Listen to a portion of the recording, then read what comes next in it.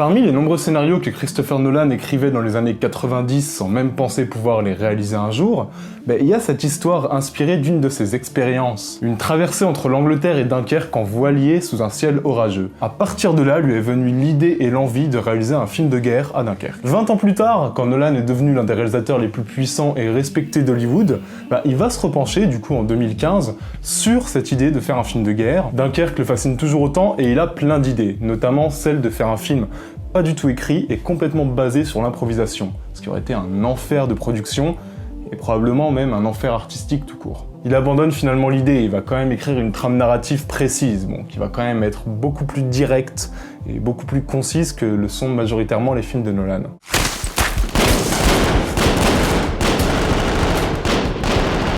Non, ici, notre ami Christopher va épouser complètement la contrainte du film de guerre, qui recherche généralement une immersion totale, une économie de dialogue et une certaine viscéralité. Et les intentions de réal commencent bien, parce que Nolan, il sait que sur le front, il y avait majoritairement des jeunes soldats, inexpérimentés, n'ayant jamais tenu d'armes, et du coup, pour essayer de retranscrire cette inexpérience, il va caster des jeunes acteurs n'ayant jamais tourné quoi que ce soit au cinéma, ou presque, pour les rôles titres de Dunkerque. Ce qui va permettre de retrouver cette espèce de candeur, cette espèce d'inexpérience.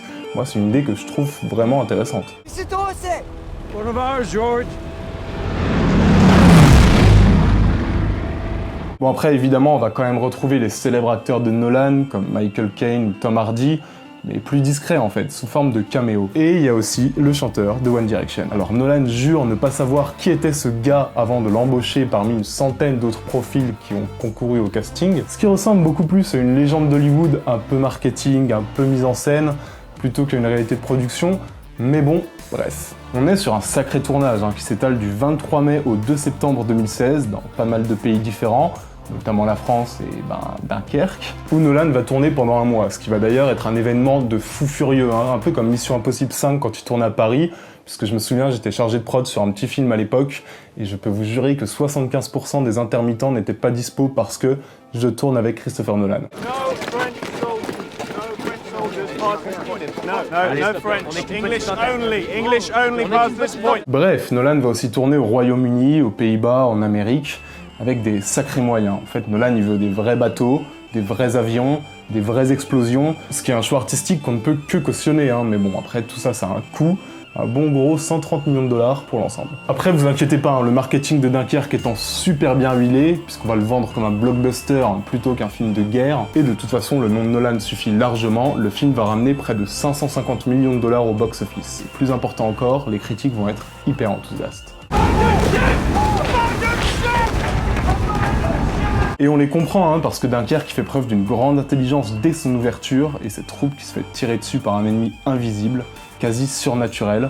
Pour moi, cette ouverture, elle nous plonge directement dans un récit qu'on sent gigantesque et intime à la fois. Nolan va soigner sa mise en scène comme rarement. Il sait qu'il peut plus se cacher derrière un twist un peu forcé ou des explications hyper évidentes comme il le faisait avec Interstellar ou Inception. Et pour ça, il peut vraiment remercier Hoyt van Hoytema et sa photographie splendide qui capte parfaitement une reconstruction à l'ampleur hyper impressionnante.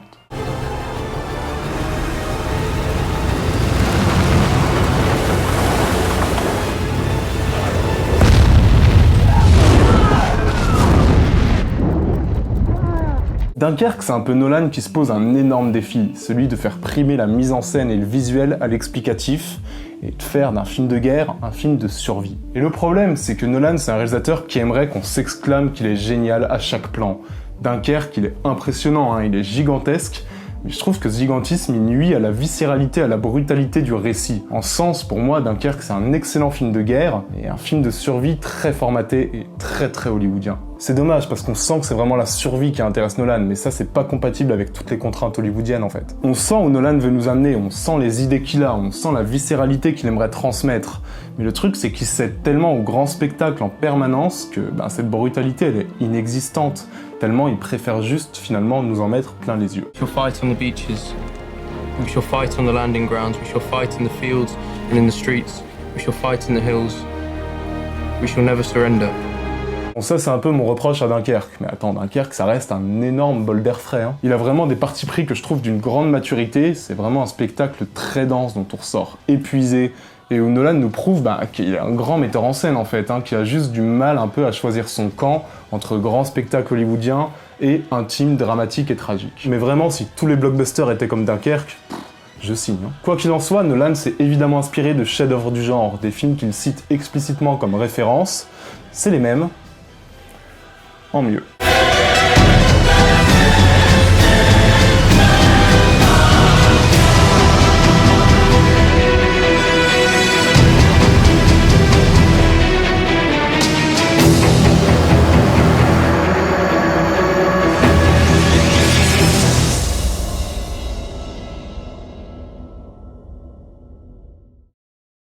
J'entends dire ci et là par quelques faquins du YouTube Game qui ne connaissent du cinéma français que Luc Besson et Christian Clavier que du coup le cinéma français c'est des drames ratés et des comédies de merde. Et mes amis, aujourd'hui on va leur donner tort. Je vais vous parler d'un excellent film de guerre français réalisé par un patron qui s'appelle Henri Verneuil. Un film qui a une référence absolue pour Dunkerque et ceux qui vont le découvrir avec cette vidéo, vraiment je vous envie parce que pour moi c'est vraiment un taulier, c'est vraiment un monument du cinéma. On va parler de Weekend à Zuidcote.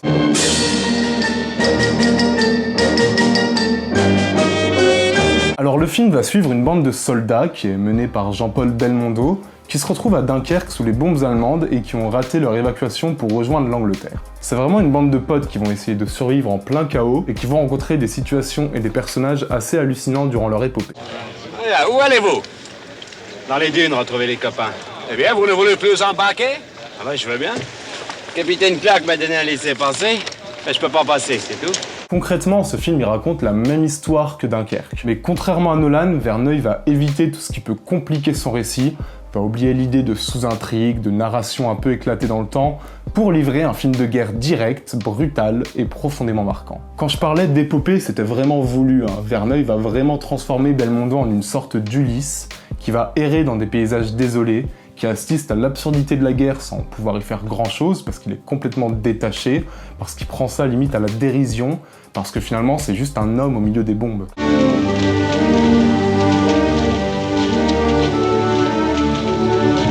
Et tout ça, ça va passer par une mise en scène absolument merveilleuse de Verneuil. Sa caméra, elle reste proche de l'humain, il semble refuser le spectaculaire, et il fait de la guerre juste une espèce de toile de fond à cette histoire de potes, de survie et de rencontres, avant de la mettre brutalement et sans prévenir au premier plan, et de nous rappeler sa violence en quelques séquences. C'est un parti pris qui nous place sous tension permanente, tout en nous identifiant parfaitement à une bande de potes super bien caractérisés, notamment à Belmondo auquel on s'attache forcément en deux plans. Ils sont servis par des dialogues géniaux, vraiment on les entend parler avec cet accent, avec ce côté bien français, je trouve ça vraiment génial. Tu sais ce que c'est qu'une poche, l'abbé?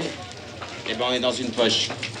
Quand t'auras 60 ans, tu pourras dire à tes paroissiens: les Fritz m'ont fait prisonnier dans la poche de Dunkerque. Ils me feront pas prisonnier. On s'en va. Où ça? À la mer. On vient de se taper 200 km à pied en 6 jours. Ça vaut bien un petit week-end, non? Et on se sent jamais vraiment en sécurité, même dans les moments de calme apparent, qui durent jamais bien longtemps de toute façon, parce qu'on sent la guerre, et quand Verneuil décide de nous la montrer, c'est très impressionnant. Franchement, ça ruisselle d'ambition, la photographie a tombé. En fait, quand on voit ce film, on se dit qu'il a rien à envier aux grosses productions hollywoodiennes en termes de mise en scène du spectacle. Mais ce qui marche vraiment et ce qui fait de ce film quelque chose de grand, c'est que Verneuil n'oublie pas les tranches de vie, l'aspect humain en fait, qui est ici très très fort, et qui donne des séquences très inattendues et touchantes de second degré ou de dérision. Je voulais vraiment évoquer ce film, déjà parce que Dunkerque lui doit énormément, et puis j'aime de toute façon vous parler de cinéma français ambitieux. Je sais que c'est un cinéma qui peut plaire à énormément de gens sur cette chaîne. Weekend à Zuidcote, c'est vraiment un très très grand film, un film qui réussit tout ce qu'il entreprend. C'est impossible de s'ennuyer, tout est parfaitement écrit, tout est parfaitement réalisé. Franchement, foncez le découvrir si vous ne l'avez pas déjà fait, c'est vraiment un monument. Tu sais, l'abbé, ton enfer, je viens de le voir de très près. Je peux même te dire que toutes vos histoires de curé, c'est vrai. C'est plein de flammes, avec 2000 types qui se tordent sur le gris. Ok, alors imaginons que toi, les tranches de vie, t'en aies rien à foutre. Toi, ce qui t'intéresse dans Dunkerque, c'est les séquences d'action, et notamment les séquences d'action en avion, qui sont, je t'avoue, plutôt impressionnantes dans Dunkerque, ça c'est sûr. Et ça tombe bien, parce que j'ai aussi quelque chose pour toi, un film qui s'appelle Battle of Britain.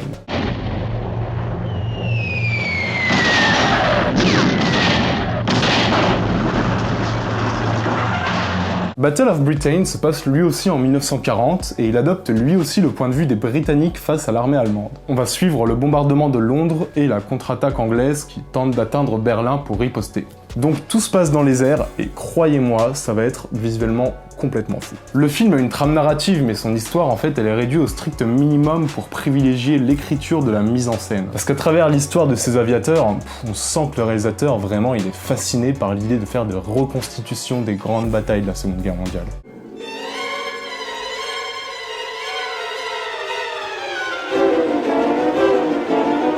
Et ici, chaque reconstitution est hyper impressionnante et surtout d'un réalisme brut. Mais vraiment, Battle of Britain, il atteint une intensité très rarement égalée dans la réalisation des séquences aériennes. Ces scènes, c'est la plus grande force du film et le film le sait bien. Du coup, elles seront extrêmement nombreuses, elles seront hyper longues, hyper mises en avant et ça, c'est vraiment une très bonne chose. D'autant plus que comme Nolan, ici, il y a très peu d'effets numériques. On est vraiment face à des vrais avions qui reconstituent vraiment les batailles de la Seconde Guerre mondiale. Et ce qui est impressionnant, c'est le nombre d'avions et la manière dont ils sont filmés. Vraiment, il y en a mais une quantité astronomique.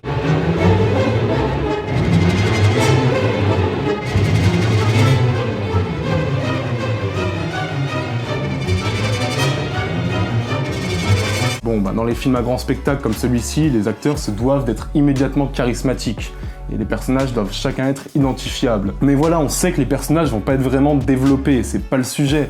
Mais le réalisateur, il va quand même bien diriger chaque acteur, et de toute façon, globalement, il maîtrise chaque aspect de son film, de la photographie impeccable à ses cadres franchement hyper audacieux et hyper immersifs. Battle of Britain, c'est un classique du film de guerre qui définit une sorte d'idéal d'intensité à atteindre. Et si ce que vous recherchez, c'est du grand spectacle pas con, qui vous prenne pas pour un débile, qui soit vraiment distrayant et surtout hyper impressionnant, franchement, Battle of Britain, vous allez adorer, c'est un film fait pour vous, vous pouvez y aller.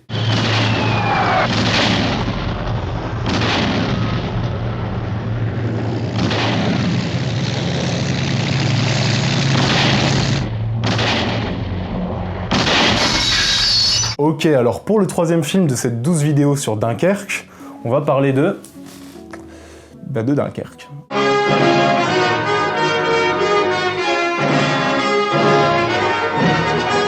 Dunkirk version 1958, qui raconte, comme l'a fait Nolan et Verneuil, la débâcle britannique pendant l'évacuation à Dunkerque. Et on est sur un parfait entre-deux entre l'intelligence et les tranches de vie de Verneuil, et le côté spectaculaire de Nolan. Parce que tout ce qui est reconstitution est franchement dingue, ces plans où se bousculent des centaines de figurants, la qualité des décors qui ont une direction artistique assez folle, parce qu'on est presque sur du post-apocalyptique, tout ça, ça pose directement une ambiance de fin du monde que Nolan parvenait lui aussi à atteindre le temps de quelques séquences. Une ambiance qui est bien aidée par un noir et blanc vraiment super maîtrisé, qui pose un aspect intemporel et cauchemardesque à quelques plans vraiment mais sublimes quoi. Gary Plains!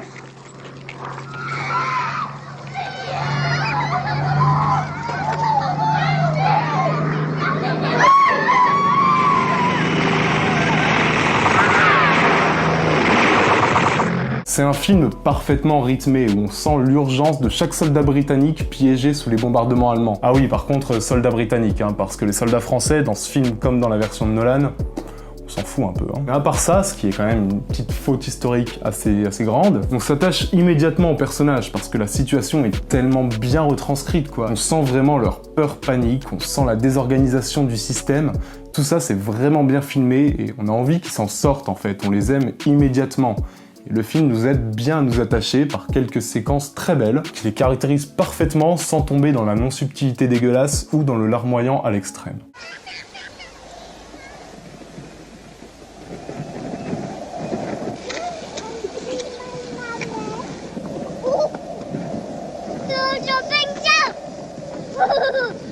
Dunkirk version 1958, c'est une curiosité que je vous conseille vraiment si vous avez aimé la version de Nolan. Vous y retrouverez de nombreux points communs, des séquences qui sont franchement similaires et très étouffantes dans cette version.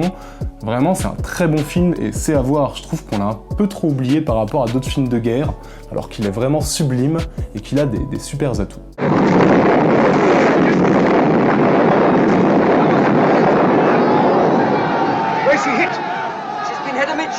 Et allez, pour finir, j'aurais pu évoquer aussi l'excellent Their Finest, qui est une sorte de comédie romantique un peu mélodrame sur l'opération Dynamo à Dunkerque.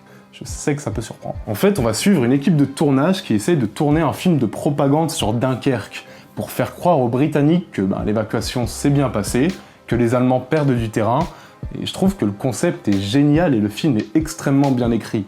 Il est franchement touchant, ça parvient à transmettre une belle petite lettre d'amour au cinéma par une reconstitution qui est certes très romancée, mais aussi très belle, des studios et de l'état du cinéma britannique pendant la guerre. C'est vraiment un très beau petit film qui dit quand même pas mal de choses sur le cinéma en lui-même. J'aime vraiment les films qui parlent de cinéma et ça m'a vraiment plu. A full moon, a clear sky. A man sits by the shore. There has been a quarrel. A woman is walking away from him. Now she turns back.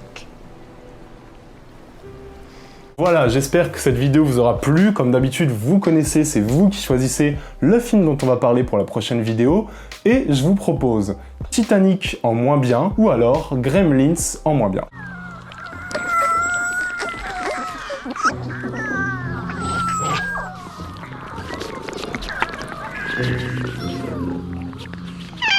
Merci à tous d'avoir regardé cette vidéo. On est toujours plus nombreux ici, ça me fait tellement plaisir. J'ai un petit message pour vous. N'oubliez jamais que vous êtes les meilleurs. On se retrouve la semaine prochaine pour la prochaine vidéo. Moi, je vous dis salut à tous, prenez soin de vous, c'est très important. Ciao, bisous.